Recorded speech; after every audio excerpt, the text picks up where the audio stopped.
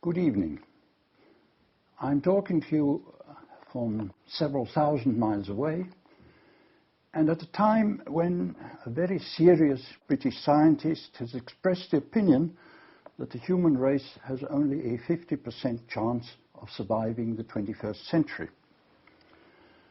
This is a somewhat extreme statement, but few of us will disagree with the proposition that our species and the globe face enormous and unprecedented dangers in the present century because of the extraordinary impact of human technology and the human economy. My talk tonight will not be concerned with such apocalyptic scenarios. I will assume that humanity, having survived the 20th century, will also survive the 21st.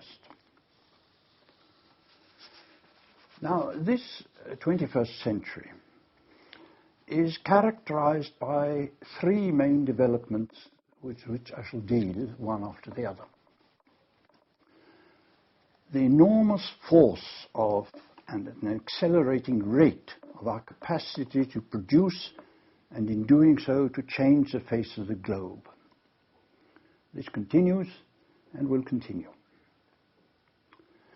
Second, a process of globalization accelerated by the revolution of transport and communications, and itself probably also accelerating.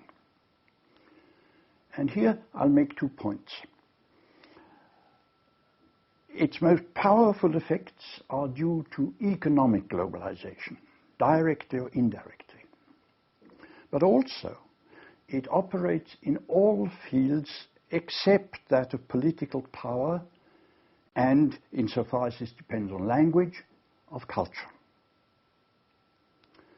And third, the recent but accelerating shift in the distribution of wealth, power and culture from the 20th century pattern to a pattern as yet undetermined. Let me begin with the first of these developments. The rise in our capacity to produce and to consume hardly needs any documentation. But I want to make 3 observations about it, and these, I think, are directly relevant to the world situation in our century.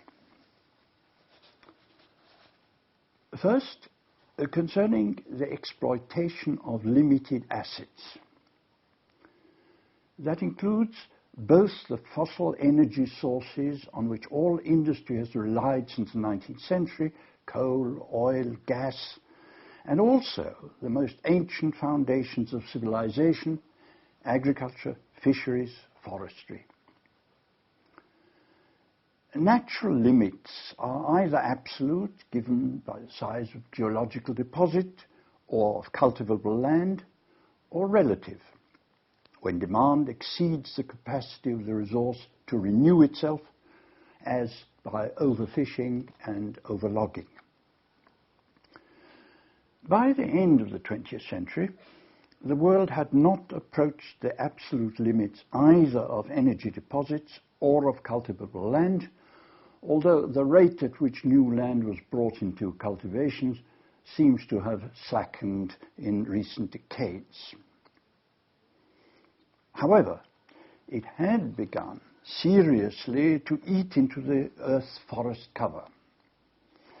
Deforestation, on a smaller scale, is an age-old problem and has left a permanent mark on some regions such as the Mediterranean. Overfishing began to reach crisis point in the North Atlantic in the last 30 years and is becoming global for certain popular species. This has, to some extent, been compensated by an impressive rise in ocean farming, mariculture as it's called, which now produces about 36% in quantity of the fish and the seafood we consume, about half the fish imports of the USA. Now, this may be the most important innovation in food production since the invention of agriculture. But I'll note in passing that all that vast rise in foodstuffs, which allows 6 billion plus to live better than the 2 billions of the early 20th century, was achieved by traditional methods, supplemented indeed by chemical technology. There is no case for the argument that humanity cannot be fed without genetic manipulation. Now, all this will certainly face the 21st century with major problems, especially in environmental matters, and if these are to be seriously addressed, but I'll say no more about this here. My second observation concerns the impact on human labor of the technological revolution.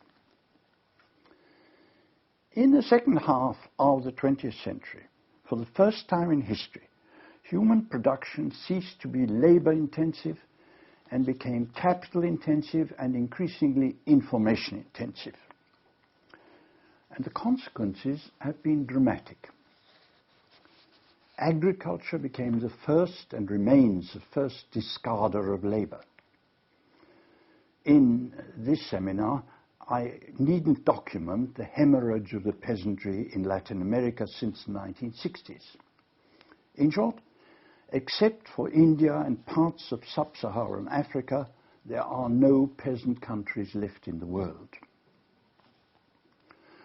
The fall in the rural population has been more than offset by urbanization, which in the developing world takes the shape mostly of giant cities with giant slums. In the past, this flood of cheap and unskilled labor was absorbed by industrialization in mines, construction, transport, manufactures, and so on. This is still obviously so in China. But in the world as a whole, including parts of the developing world, industry itself has been shedding labor, and never faster than in the past 30 years. Deindustrialization isn't only the transfer of production from high to low-cost regions, but it's implicit in the general process of substituting technology, whose costs are declining, for manual labor and skill, whose costs are inelastic and rise with development. This applies even in countries like Brazil, where almost twice as many motor vehicles were produced in 1995 than in 1980, but with 1/3 fewer workers. The rise in the service sector with economic growth does not usually provide an adequate alternative outlet for this surplus male industrial or rural labor, generally poorly educated and lacking adaptable skills. But of course, until now, it has relatively benefited female employment, at least in the developing countries. Much or most of this surplus is absorbed by the informal economy, which the ILO estimates as comprising 47% of non-agricultural employment in the Middle East and in North Africa, 51% in Latin America, 71% in Asia, and 72% in sub-Saharan Africa. The problem, of course, has proved most acute in the poorer developing countries and in the devastated transitional ex-communist economies, such as the USSR. Now, a case has been made, notably in Latin America, for the economic effectiveness and flexibility of informal economies, but in fact, in really developed countries, they are much, much smaller than the figures I've given. In India, the contrast between a rapid economic growth and a failure to generate sufficient jobs is particularly striking. India's growth is based on capital and information-intensive industries, but 83% of its non-farming population, labor force, is in the informal sector. My third point about production is obvious. The enormous increase in the human capacity to produce relies increasingly on knowledge and information, that is, on a vastly expanded body of people with very high education. And here the accumulated wealth and intellectual capital of the Western-based era of industrialization continues to give the northern countries an enormous advantage, which has still not been seriously reduced by the developing world. While the number of Asian Nobel Science laureates has been increasing over time, particularly since 1980, it still remains tiny. And the intellectual resources of the rest of the developing world are as yet seriously underexploited, notably in Latin America, South Asia, and the Muslim world, not to mention Africa. Indeed, insofar as the ablest of the young researchers from the developing world can only do their work, or could only do their work, in the great research centers of the North, they actually reinforced its overwhelming predominance. However, the 21st century is witnessing a rapid transfer of intellectual and innovatory activities which are at the base of modern progress. Previously monopolized by the North Atlantic regions, very recently they have shifted. The first foreign research and development laboratory was set up in China in 1993. But within a few years, 700 transnational firms had done so, mostly to South and East Asia, which have become specialists in semiconductor design. Here, once again, regional disparities are going to increase, inasmuch as progress depends on effective governments and adequate infrastructures, but above all, on populations educated well beyond literacy.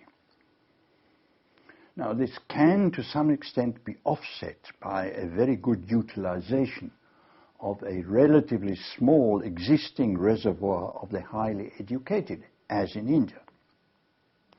Nevertheless, the advance of the developing world in these respects has a long, long way to go. The so-called Innovation Capability Index, compiled by UNCTAD, still rates even Southeast and East Asia at well below the intellectually devastated USSR and less than two-thirds of the advanced economies. It is admittedly a third above the Western Muslim regions and Latin America, twice as high as South Asia, somewhat surprisingly, and 3 times as high as sub-Saharan Africa. Let me now turn to the second major development I was going to talk about, globalization. That's to say, the development of the world as a single unit within which transactions and communications are unhampered by local or other boundaries. In principle, this isn't new, but comparisons of the current phase of the process with earlier ones, notably the pre-1914 globalized economy, are besides the point. That economy never seriously touched transnational production, even though it created a free global flow of financial transactions, but on a smaller scale than today's astronomic one. Only in one respect was it comparable to, and indeed more advanced than, the current phase, because it was an era of labor migration almost totally unrestricted by governments. Again, while communications had been revolutionized in the mid-19th century, the number of people involved in international transactions was much, much smaller.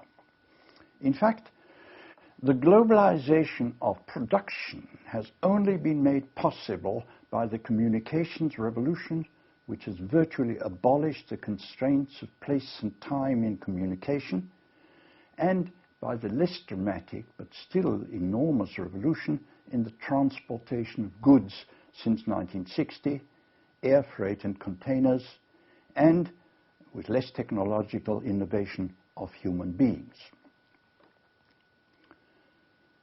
Now, some points are relevant here.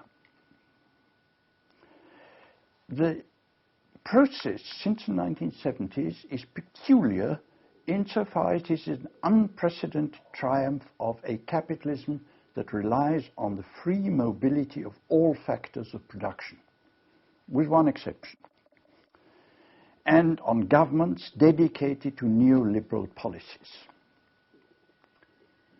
I needn't tell you that this is not the only possible version of globalization. Before 1914, its progress went together with a revival of protectionist policies, moderate in most industrial countries, extreme in the USA.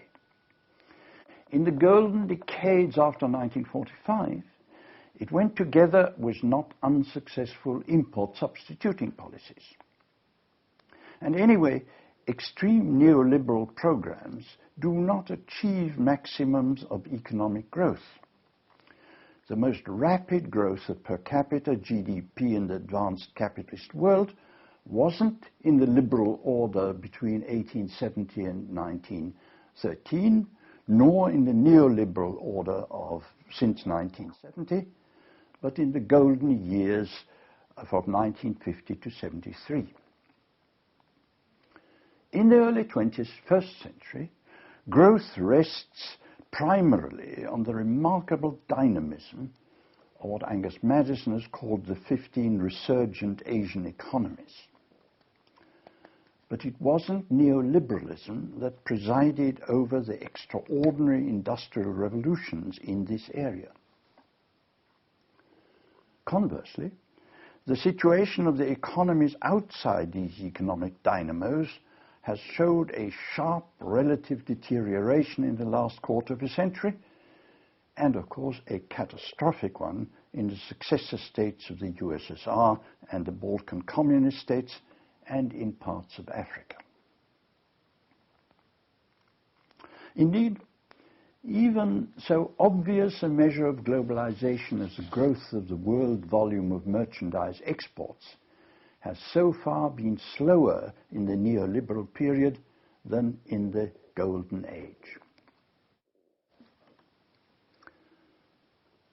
Several aspects of this neoliberal globalization are directly relevant to the world situation in the early 21st century.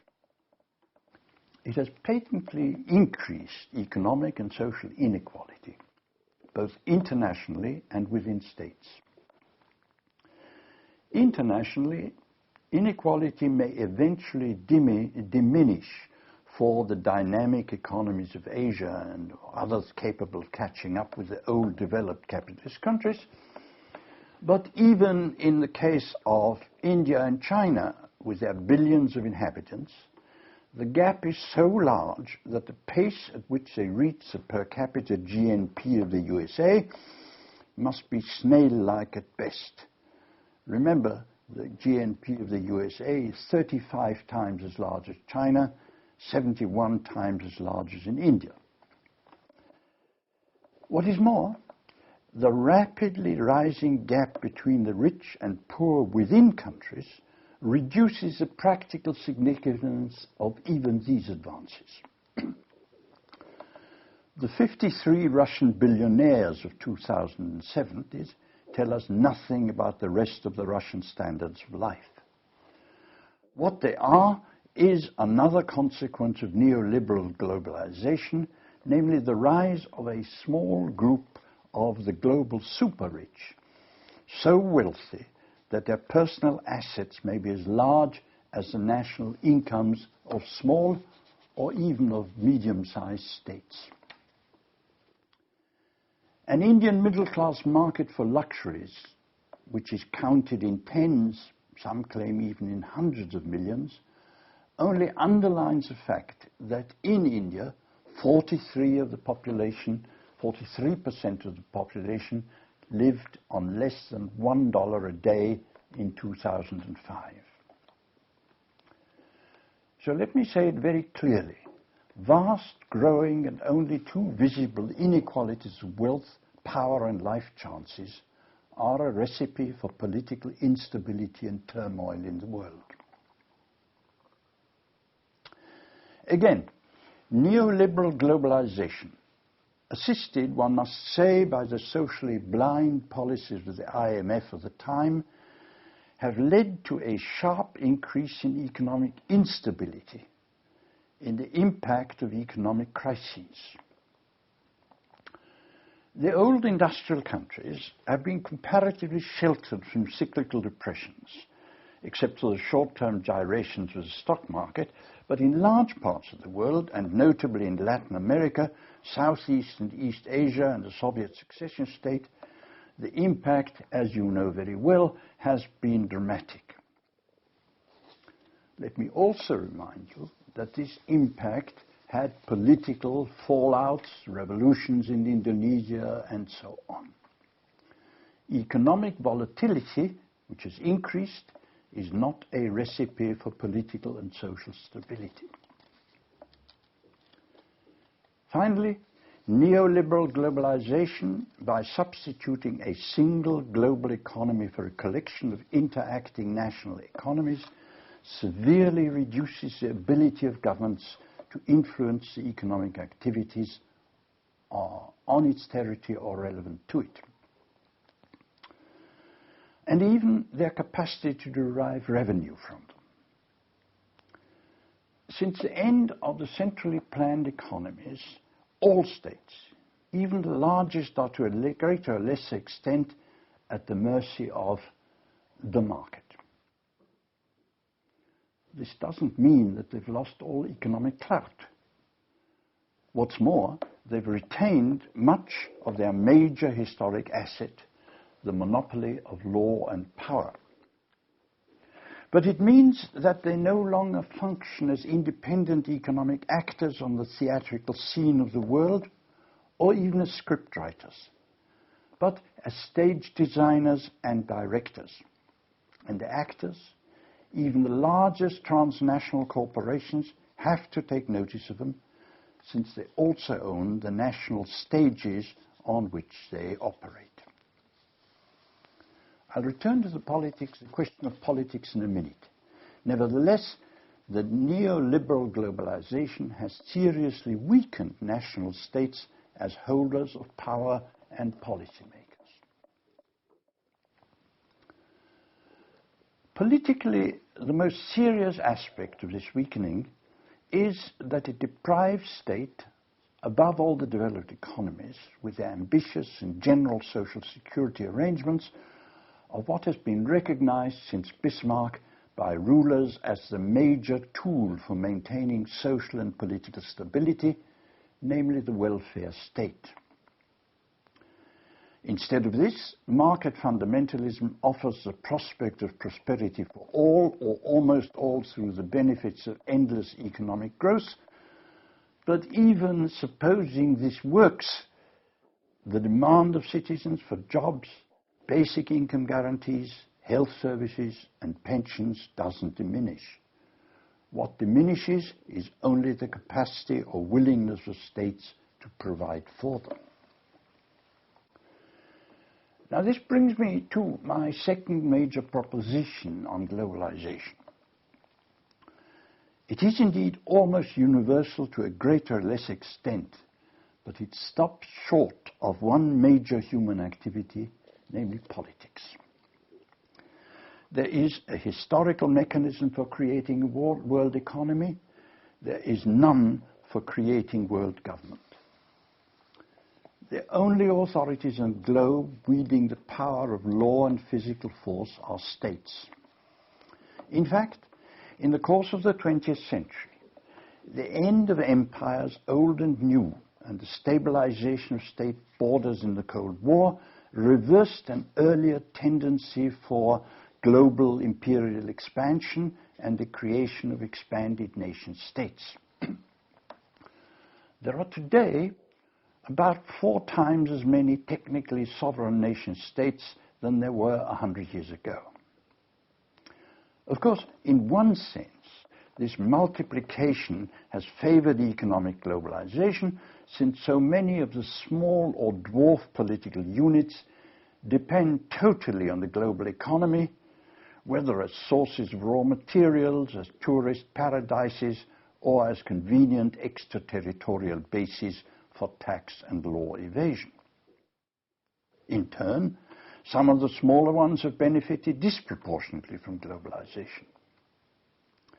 But while most of them have no significant power or independent individual clout, even small states are rocks breaking the surge of the wave of globalization. There have been occasional attempts to counter the political fragmentation of the globe, mainly by regional free trade areas such as Mercosur, but only one has got beyond its economic origins, the European Union's. Even this shows no signs of advancing towards a federal Europe that was in the minds of its founders. And I think it remains a specific and probably unrepeatable product of World War II and the Cold War. More to the point, states are the locus of politics, and politics have considerable international force in a period when almost all states, democratic or not, have to take some account of the feelings of their citizens. That force has been strong enough to put a brake on neoliberal globalization. The ideal of a global free market assumes the unrestricted allocation of resources and outcomes by market criteria. But for political reasons, states cannot afford to leave the distribution of the national product to the market. Globalization needs a single world language, a globalized version of English. But, as recent European and South Asian history shows, states pay a heavy penalty if they fail to take account of the language or languages of their territory. A neoliberal globe requires a free transnational movement of all factors of production. But there is no free international movement of labor, in spite of the fact that, given the vast gap of wage levels, millions of the world's poor want to migrate to the developed economies. Why? Because no democratic government in the developed economies can afford to overlook the mass resistance of its people to unrestricted immigration, both on economic and on cultural grounds. I am far from defending this. I don't defend it at all, but I merely notice its enormous force. Politics through state actions therefore provides a counterweight to economic globalization, though hardly any states today reject its advantages or would be able to stop it on their territories if they could.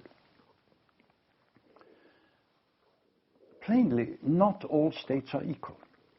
Indeed, the multiplication of small and virtually powerless states has given greater global prominence and weight to the handful of economically strong giant states or units of states which dominate the world today, namely India and China, the USA, the European Union, Russia, Japan, and Brazil.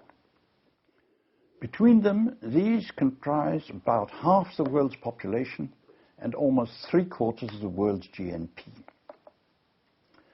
Economic globalization operates through transnational enterprises without political and military power, but these function in a setting determined by these states, by their policies, alliances, and rivalries.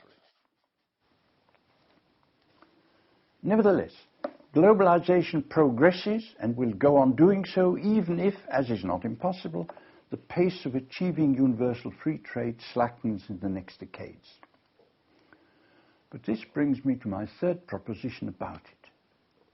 The creation of a world economy as a single, totally interconnected unit unhampered by local boundaries, is still in its infancy. An attempt to measure its density is made at regular intervals by a Swiss think tank.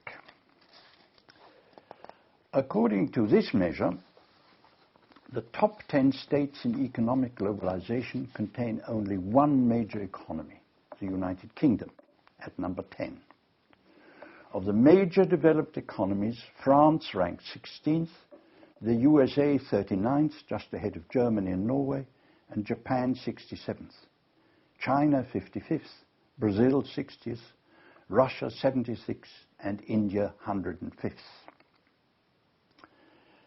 Just for the record, Myanmar, what used to be known as Burma, is at the very bottom of all measures for globalization. What this means is that the globe remains as open as ever to the shocks and tensions of further globalization. Consider the political crises of immigration at a time when actually only 3% of the world's population lives outside the country of its birth. How far this relatively modest progress of globalization so far suggests that there are limits to the process, I will leave you to judge. I turn finally to the third development. If we're to judge a shift in the global balance of wealth, power, and culture, we must understand the world balance, or rather imbalance, as it's come into existence in the period up to 1970. With one exception, population, it amounted to an almost unlimited predominance of the region bordering the North Atlantic. Europe and the areas settled by European immigrants never formed more than a minority of the global population, which may have risen perhaps to 30–35% by 1913, but has since fallen back to about 15%. In other respects, the North Atlantic predominance was pretty well absolute.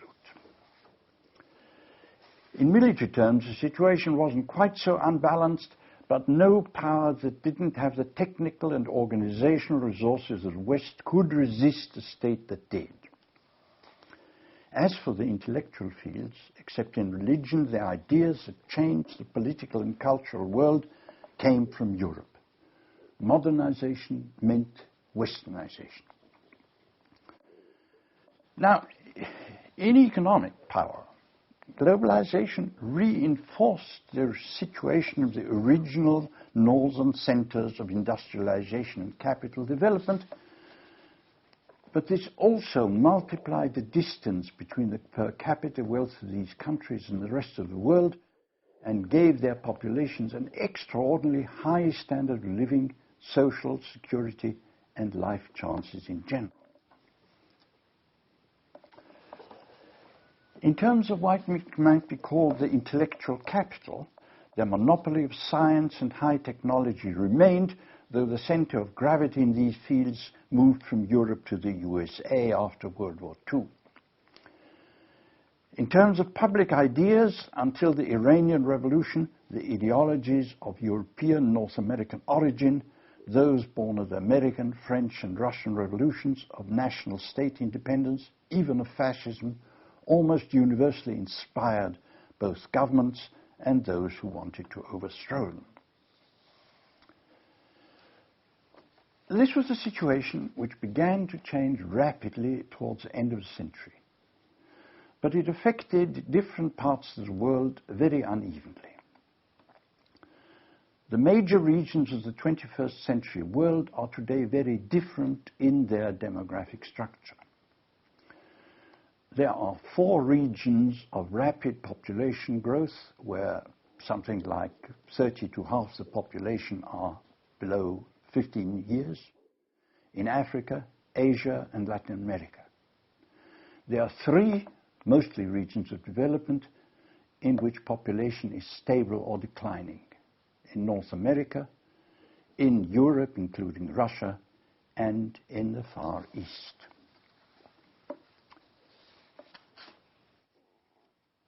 This means that 21st century humanity will contain a much smaller proportion of European or European-descended whites, a lower percentage of East Asians, and a much higher percentage of Latin Americans, Sub-Saharan Africans, Asian Muslims, and Southeast Asians. This has an immediate relevance to the distribution of poverty in the globe, which is clearly concentrated in the regions of rapid population growth, except for Southeast Asia, where economic development has reduced it, and the Western communist succession states, which haven't yet recovered from the catastrophe of the fall of the USSR. On the other hand, while it has no immediate implications for the distribution of wealth and economic power, it isn't irrelevant to it. Thus, of the major political units that are centers of economic power, only two, namely India and Brazil, are present in the regions of demographic growth, and four, the USA, the European Union, Russia, and China, are in the regions of demographic stagnation or decline. Sub-Saharan Africa, the Western Muslim world, and Southeast Asia contain no states of this importance. Globalization and economic development have affected this in a very different, uneven way. In fact, what we have today is a developing world divided into three parts: the rapidly developing countries, the countries whose major function in the global economy is as suppliers of raw materials and fossil fuels, and the countries of little or no interest to that global economy. At present, East Asia is the most successful example of the first.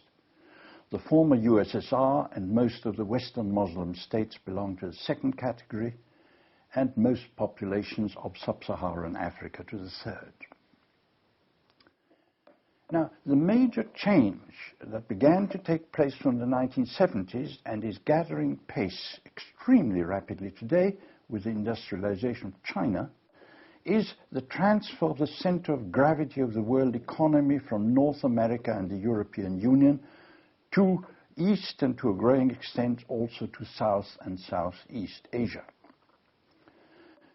It's actually often forgotten that the major rise to global prominence, even of the Japanese economy, also took place in the late 20th century. As late as 1968, Japan's industrial production amounted to no more than 4% of the world total, which was below that of Britain at the time. Now, it's quite true the balance of world business power is still heavily in favor of the old industrial countries. Nevertheless, the trend is clear. And once again, it's East and South and Southeast Asia which is leading the change. How far the global balance of economic and political power will change is not yet clear. North America and the European Union, the largest contributors to the world's GDP, will lose ground. The USA, perhaps more than Europe. The countries on the China Seas will rise, but they still have a long way to go. India can't yet compare, though it would clearly become a major player. Latin America, with about 8% of the world's GDP, doesn't look like raising its stake dramatically. The record of the past decades in this area has been disappointed, and its prospect will depend on the progress of the countries of Mercosur and perhaps on Mexico. The Western Muslim world, with all its income from oil and gas, contributes little, and except for Turkey and Iran, its prospects of raising its share depend too much on the supply of energy. The communist successor states, which now produce about 5%, will raise their share when they've recovered from the catastrophe of the 1990s, but not by a great deal. Apart from raw materials and energy supplies, the economic power of deindustrialized Russia today has little more to rely on than the Soviet heritage of a highly educated people and a powerful armaments industry. There is, unfortunately, little prospect for a greater role for an impoverished and increasingly pauperized sub-Saharan Africa. Finally, let me add a word about the political dimension of this global balance. Of all the regions, only one, Northern America, is dominated by a single national economy, the USA, though in Europe the European Union has produced an economically equally powerful single unit covering a large area of this continent. When the relics of Cold War assumptions have been cleared away, the logical future of the communist successor states, including Russia, lies in combination with Europe, and this actually is widely expected. In East and Southeast Asia, China may aim at the economic hegemony once briefly enjoyed by Japan, but Japan will remain a major player, as India also looks like being shortly. The dynamic new global center will therefore see the interplay of these three giants. Neither the Western Muslim region nor Africa contain any potentially hegemonic national economy or state power. However, in South America, the sheer size and potential of the Brazilian economy gives it a central role, all the more if the Mexican economy allows itself to become entirely dependent on the US system. This doesn't mean that these hegemonic national or regional economies are in conflict with the already largely interdependent global economy, which brings them all potential or actual benefits. It means that globalization cannot, as neoliberalism supposes, be like the smooth flow of a liquid. There are three major lumps in this liquid, both political and social. First, the 21st century has little to offer the countries of the rich world of the North except the erosion, perhaps the loss of their old hegemony, which was also the basis of its states' powers and extraordinarily high standard of living. Inevitably, they will resist, though only the USA, with its aspirations to single-handed global supremacy, may still be tempted to supplement its resistance with military means. Second, the absence both of an effective global authority and of stable international power systems have created a situation of great political and social instability, turbulence, and state impotence in many parts of the world, and this is likely to last for some time. And third, the tensions and inequalities created by uncontrolled globalizations are already generating major popular resistance, which limits the scope of neoliberal governments and forces the hand of democratic regimes. And they may, of course, in turn generate powerful movements of popular dissidence and rebellion, as is evident in some parts of the world, but not in others.